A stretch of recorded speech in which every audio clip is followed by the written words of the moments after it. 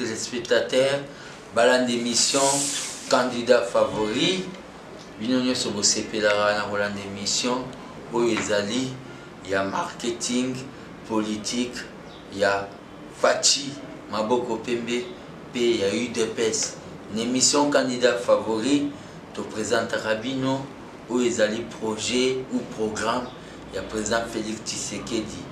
Donc c'est-à-dire la lutte contre la pauvreté. Lelo toza na kati ya bureau, ya moko ya bakambi, ya présidence à partir UDPS, monsieur le secrétaire général adjoint Eteni Longondo. Mbote, monsieur le secrétaire général. Mbote Ndeko Mukoko. Oui, monsieur le secrétaire général, vous allez nous parler de Koutani comme cadre UDPS responsable au sommet. Commentaire na yo ezanini na accueil ou esalamaki na mkola de pesi. Bon, merci beaucoup.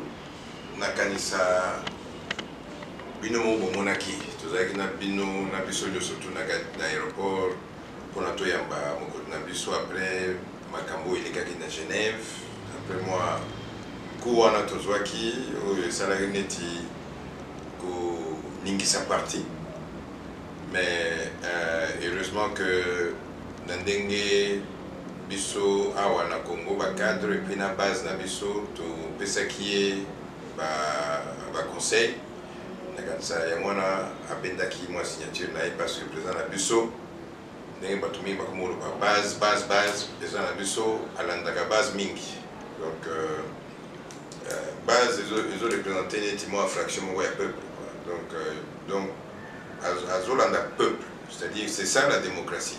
Au sein là-bas, décision n'a eu en tant qu'individu, en tant que leader, mais ceux qui peuplent à lobby, non, il faut rendre peuple parce que rose à la leaderté, rose à la démocratie sans peuple. Et on a président Nabiso, dans un système à UDPS Salaka, Tolobaki Naye, Yango a Mibendi. Donc, il y a un peuple qui est très content. Tout le monde a base à UDPS, mais le peuple est très content pour nous yambaye. Surtout que dans Dengue, basali sous accord mususu na Baoba, il y a Congo mususu en la personne de monsieur Kamere. Tout le monde il n'est pas à n'importe qui, on a Congo Kamere alors, il y a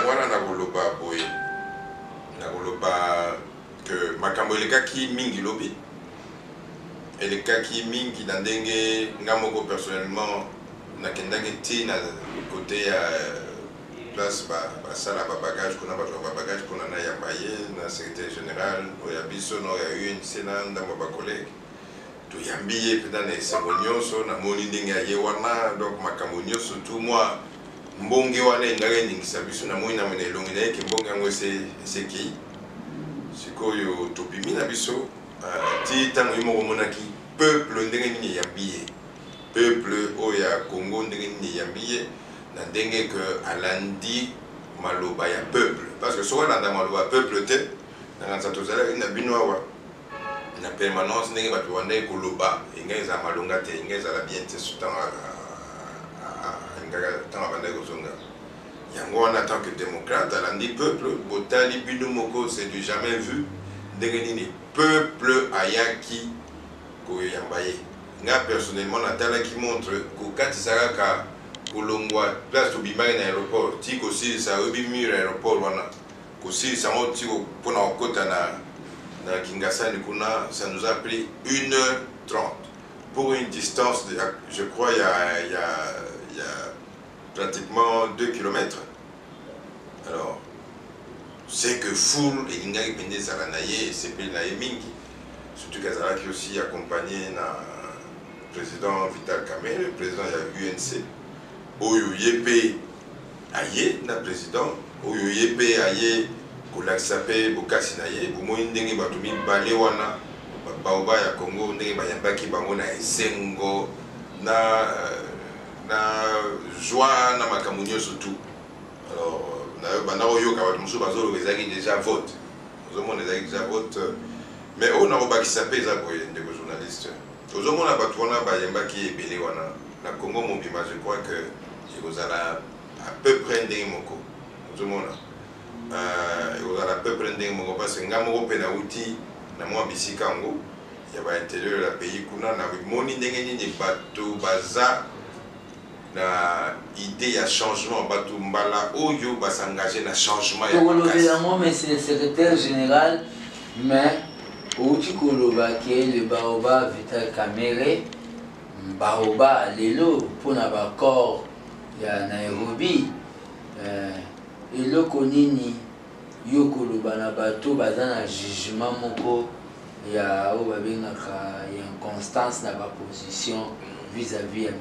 Kamerhe eloko nini yo zo asire mpo bato ebele bazolobaki lobi mpe akobongwana na ye apoignardé UDPS eloko nini yo koloba na bato bazokanisa bon en tout cas toyebi histoire ya bato mais boyeba kerel moko makambo ose décidé mpe otiki makambo mosusu wana osala biso nyonso toza parfait te toza na badefo na biso tobandaki kosala kala omoni olobi soki baide ya biyeli yo olobi te natika boye natika boye mpo na intérêt ya biso nyonso to mpo na intérêt ya peuple congolais. Alors nous pensons que eza décision ye azwi surtout kaye na biso bato tozalaka toujours constant. Et nous espérons vraiment que Nanding a vu décision wana a continuer la biso na constance wana parce que et puis bon Nanding na monaki et puis Nanding président Pierre Lobaki moko wana ezalaki président lobi ndenge ya moneli na kanisa to sala partenariat moko ya malamu te na suka.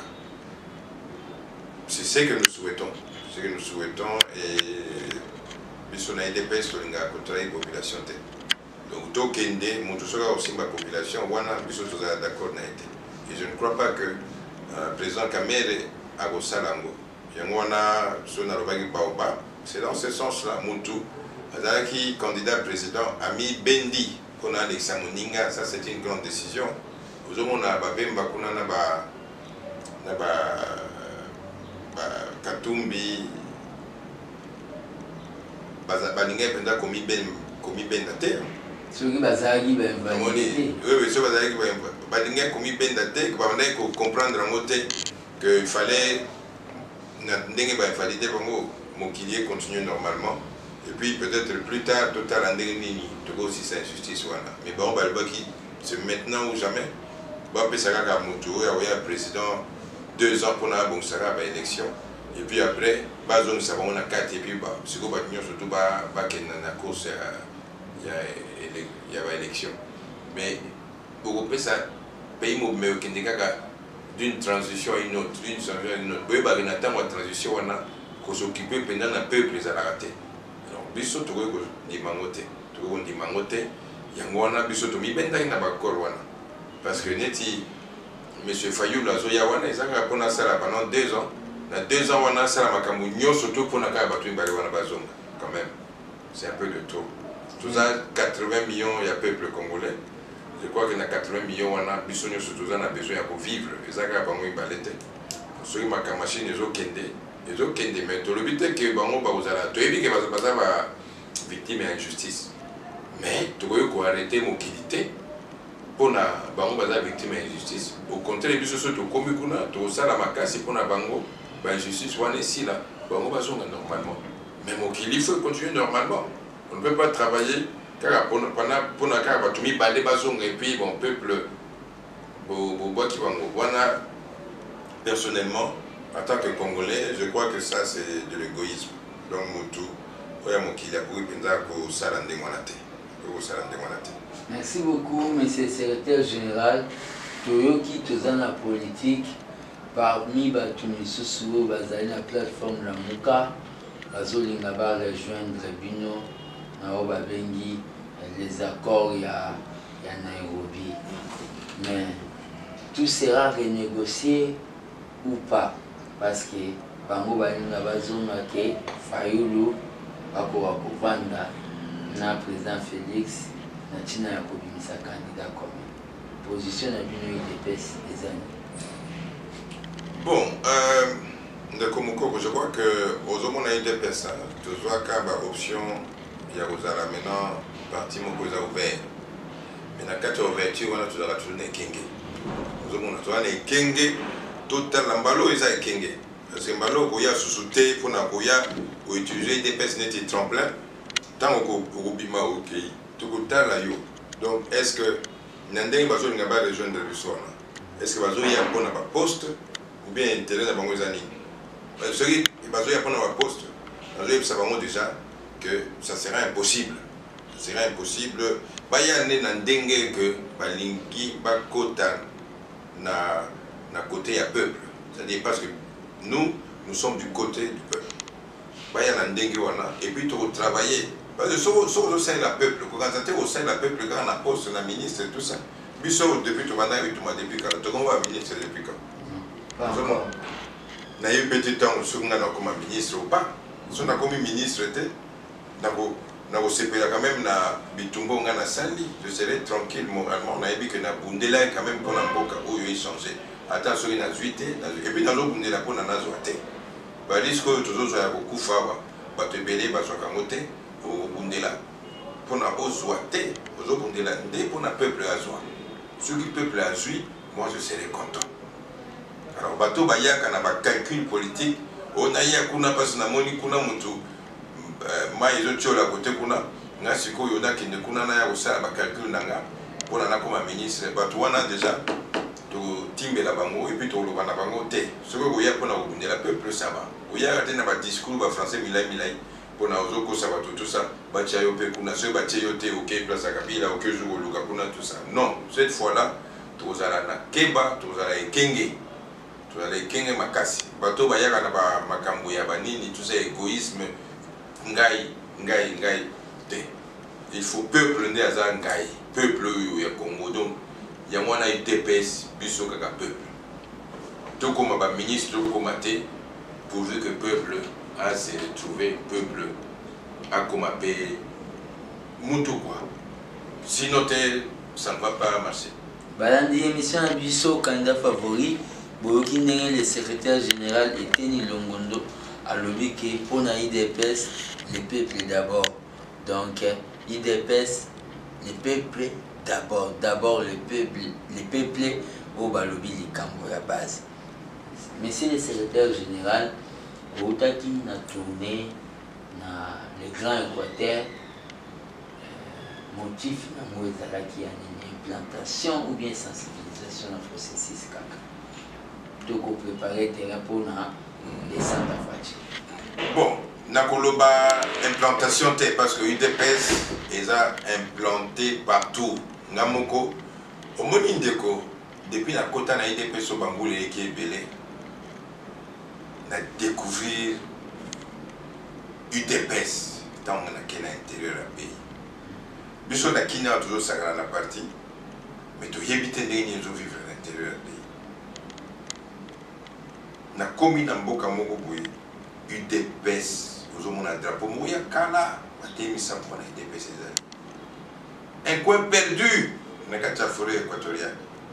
Et puis, c'est là, donc, Bazar, la idéologie Batouana, Kakaya Papa et Tiens Tisseketi. Malheureusement, ça va bengi. Alors, pour la raison, à la Moutuna Nayo, na Kendaki, na Mbandaka, pas pour implanter UDPS parce que UDPS a déjà implanté Mingi, mais pour redynamiser. Redynamiser de 1 parce que Komoni, ceux qui buissent à Kinshasa, à Kinshasa, vous avez un intérieur à pays, vous avez abandonné. L'information, vous avez Internet et tout ça. Non. Il faut de temps en temps, il y a Kinshasa au niveau national, ça va voyage dans l'intérieur à pays pour va se sentir délaissé, va pas savoir information, il y a source, car il y a internet. Donc beaucoup motivé. C'est-à-dire les gens étaient très motivés. La comité fédéral, le président fédéral, les gens étaient très motivés. Donc UDPS, on a exercé la machine et ça solo. C'est-à-dire que là, rempart, il y a Souka, il y a peuple congolais. c'est-à-dire mokolo IDPS kokoya batu bakolemba et puis mboka mo ba éviter ndenge nini et vous continuez. Monsieur le secrétaire général, entre nous, pour que nous n'abandaka, est-ce que, parce que pour notre youkaka, les gens seigneur des terrains, José Makila, Mbemba, Baende, moi, Kobang est à la guidée. Ngai naza combattant. Avant comme secrétaire général, naza combattant ya mboka. Il y a UDPS. Alors, en tant que combattant, et le Romoko et le Bang Sangaïté, ils ont la Kabila, ils ont la Bemba, ils ont la Nini, tout ça. N'entengi n'a pas motivé pour la Robunda, la Mboka. Ils ont toujours ça la concurrence, il y a Batou, tout ça. Mais et l'eau qui sont toujours ça les a revenus la Mboka. Alors, Atayo Kenda, Kuna, Oza, Batinda, Onanani, tout ça. Nous avons conscientiser le peuple par rapport à la dengue, la stratégie où il s'agit du peuple et le monde a bombe, tout ça, je suis d'abord convaincu et nous avons aussi sacrifié et puis tout ça nous a motivé et nous avons courage et au sala biloko wana. Mutawo ko yate que ils a fief nangai fief à moto yo bien kabila il faut que de kuno bien mutugo ya que ne jamais. Je suis convaincu de l'idéologie nationale du DPS. Je suis aussi, je compatis avec le peuple congolais. Il y a des souffrir, il y a des gens qui motivés, il y a des gens qui sont l'intérieur du pays pour motiver bango pour na ba soit mboka oyo ya bango. Mboka oyo eza ya kabila te, eza ya gouvernement na été, eza ya batu oyo ba yibaka mbongo wa te. Mboka oyo eza ya ba congolais nyonso tout. Eza message on a pesa bango kuna. Eza ya ba congolais nyonso tout. Moyen de sous-tout qui s'est maboko parce que tu souffres mingi. Tu souffres mingi, tu commandes ti ko vivre nti banyama. Moyen de sous-tout qui s'est maboko, il faut tout tombo la maboko.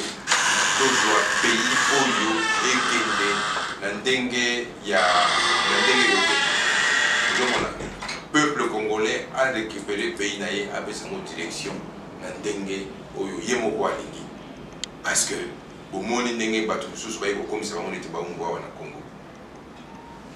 Ah, la Guinée, ça peut vivre vraiment bien, mais ça aucun intérêt à pays. Moi, mes collègues, je suis allé. Mais papa, tu vas vivre dans le Kala. Donc, au Pimina Togo, Kenabilanga, tout ça va dire, au Zongi Nababutu, et puis au Péchement Bamoto, tout ça va dire. Bilamba ya malonga te, misusu kutu ya kopasuka, na wazo ke classe makolongulu, biloko ndengwana. Waneza biloko ya Kala. Metala mboka oyo, ogo na ba Cameroun wa. Quand Bamboko est zinga, mais puis on les a déjà dépassés. Bana bazana mo ba pantoufle na bango, ba ketch wani tout ça zo kenani. Mais biso wana Congo, to zonga sima. Et pourtant biso tous les cas Bamboka wana na makoki ebele. Bamboka wana tous les cas na makoki ebele. Mais tous en a bato ya mitema li kundu oyo bazo kamba mboka oyo. Nazo lo bango polele parce que ce ne sont pas des gens à respecter. Ce que vous avez dit, l'État, vous avez respecté le sous-soisate. Il faut que vous ayez polélé au yoga pour nous dire que vous avez fait les amapés. Vous avez 80 millions de Congolais. Vous avez fait l'Antiquité pour nous. Ça, on ne peut pas tolérer. Il y a un abyss, on a été très déterminé pour nous le peuple. Et nous avons dit qu'avec Dieu, nous allons vaincre. Le peuple est les battés. Peuple à soutenir biso ayeba que batu oyo baza ko combattre pour na bango bazali boyoki peuple congolais comment l'air monsieur le secrétaire général le docteur Eteni alobeli makambo ya monaki na Équateur mais sans plus tarder to senga na régie na biso na technique bakoka kotie la biso image ya tournée ya secrétaire général Nambandaka total la biso ensemble.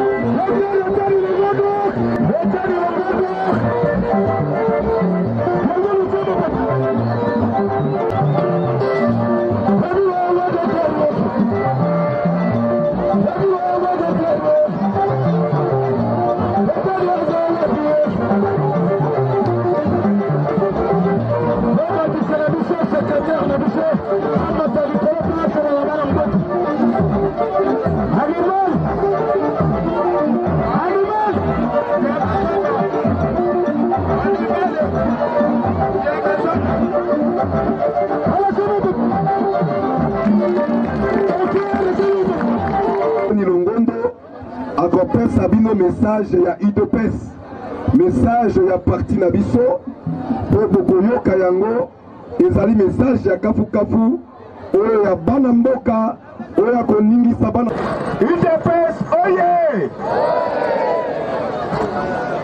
eske bana mbanda ka bakopanga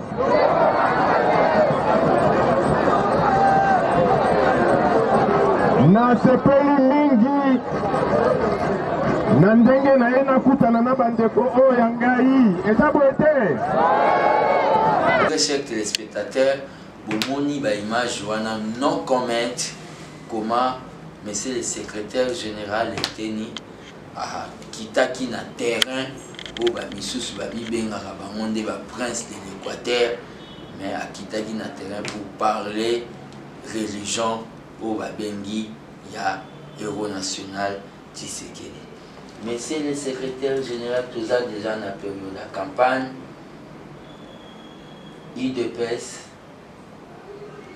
vous lancez l'opération $1 ou plus, domaine à Makambouambongo, les domaines où vous dirigez, de commun par rapport à l'autonomie opération $1 ou plus, puis le dispositif ni à campagne. Pour jusque-là, tout le monde a une photo et affiche où ils appellent dans la zone, où ils ont une zone où il y a des personnes photo et affiche. Monsieur, c'est un aéroport pour le monde qui est à l'aéroport. C'est peut-être que chacun va faire pour Commune. Mais le Congo est un dispositif nini. Bon, nous sommes journalistes, nous sommes parti dans la stratégie. Tout le monde a. Biso awa netu tobundelaka peuple yango tolingaki peuple ye moko amema biso na likolo tolingaki te tokoma o tozwi mbongo ya motu boye tozwi mbongo ya motu boye parce que soko ozwi mbongo ya bato ntango okokoma mokonzi maboko nde oza lie motu na motu abanda kosenga yo mwa biloko wana bosala ye bacontrat yango biso na ndenge tolingaka tosalela peuple yango na tolobaki tosenga mwa makoki epai ya peuple. Je dis que le peuple n'a biso azana makoki mingite pour la sikoyo moni ba commissaire pauvre na ba kambia sikoyo mais ba yeba que sacrifice changement c'est un sacrifice nous on ko senga le côté sans ogo zo le côté sans sala mo sacrifice ya muke ya mwana to senga ki bango mo sacrifice wana basala ba pesa biso moi $1 ou bien 1600 francs. Et ça, je vais payer toujours moi sur les autres quotas. Sur les autres quotas, et puis tu peux utiliser pour la propagande. Mais oyo tukuluba, eza nandenge président abiso akomiawa. Tout le monde a besoin de la affiche. Pour oublier affiche bandé dans l'hôtel tout ça.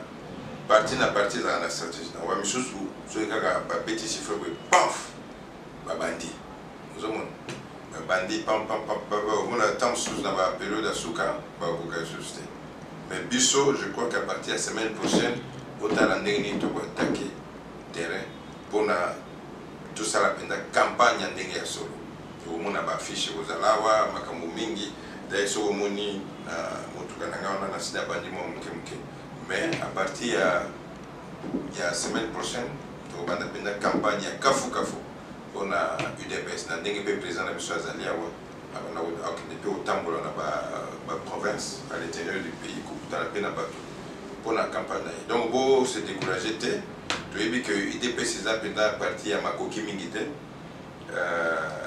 neti bateau yo bazoka mbongo à l'état pour la campagne bango mais biso avec le peu que nous avons et nous allons beaucoup plus jouer sur notre message parce que peuple congolais mbalan oyokine banzembo ezoyimba mawa soki bapesi bango mbongo na bato bayibaka bambongo à l'état bakesala en campagne bakolia yango et puis moi je les encourage peuple congolais bato baoya kokabela bino basaki ya sucre tout ça la loso na ba fufu ba sakombi ya nini tout ça pour na ba 10 000 francs ba 3 000 francs bo lia yango eza mbongo na bino bo banga te bo sai masumu te parce que eza mbongo na bino mbongo eza oyo bino bo tchaka na taxe kuna bango baki bazwi yango bake ozone c'est la bino yango ba lo sous forme ya don eza don eza mbongo na bino il fallait ba futa yango ba salaire à bato il fallait ba kutunga banzela mais bazo yiba bango ba ya kopesa na bino alors bo lia yango na mutema moko bozala calme mais on a aussi un abino mukolo bokokende na ba urne ko voter papier oyo bokozala nango wana oyeba kiza décision monene oyo bokopesa na direction ya pays na biso oyo bokopesa na avenir ya pays na biso donc papier wana yo okazani tezaka papier moko boye mais c'est une grande responsabilité oyo kozwa mpona pays na yo donc pays na yo ndenge kozala futur nango ekodépendre na mutu oyo kopona futur ya pays na yo ekodepa na mutu oyo kopona mais je crois que okopona mutu ya oyo azana oyo banyokoli biso pendant 17 ans te parce que soko oponi bango souffrance ezokonduire so pendant 5 ans je crois pas que toza bazoba pona to pona bango baplace nyonso tu na babase nyonso tu nazoleka bino mo bozomona mpe na bilili ndenge bazoyembela bango bato ya côté mosusu wana ndenge bazoyembela bango na babase nyonso nazoleka bato tout baza contre alors nayebi te ndenge nini bato wana bakozwa si ce n'est pas par tricherie donc ata so basali tricherie bino moko boyebi baarticle ya constitution oyo kotinda bino bo reprendre mboka na bino na maboko donc peuple congolais aza très sûr na ndenge ya maturité oyo tokóma nango bato oyo bafaire souffrir biso pendant 17 ans est-ce que beaucoup pesa susu bango 5 ans mosusu mpona continuer la même vie il faut tout solo là très bien. Ouais, merci beaucoup Balandi, émission à ce candidat favori. Le secrétaire général Dr Eteni Oatali Makambo et Mbongo économique il y a eu de pèse mais bolanda image oyo tokendaki na banque Finka koche la maman moko aza na mboka musika na poto po Finki ala na poto te pe mamana tellement que aza trop occupé tokendaki koche la maman Solange maman na total bolanda nde tokendaki koche le mbongo na Finka eza vraiment exemple à suivre po toza lisusu na ngonga te po tokoka kokangisa oyo nyonso babengi ba arme mpona campagne.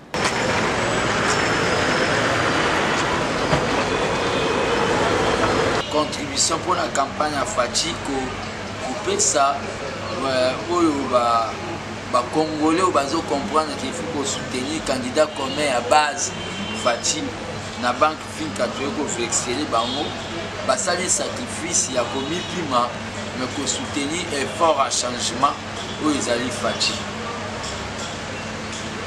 dans sa banque.